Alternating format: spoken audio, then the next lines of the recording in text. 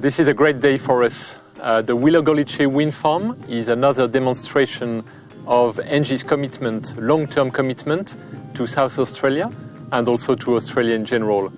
And for us, it's also a great way to bring to all our customers green electricity and affordable electricity.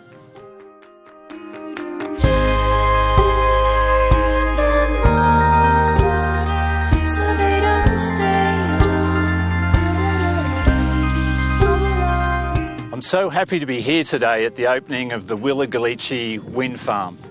At Engie, we strive to be the leader of the zero carbon transition. We've set ourselves a large ambition of bringing another 9,000 megawatts to the market globally by 2021. And it's fantastic to see that Australia has constructed such a wonderful asset and is making a strong contribution to that ambition.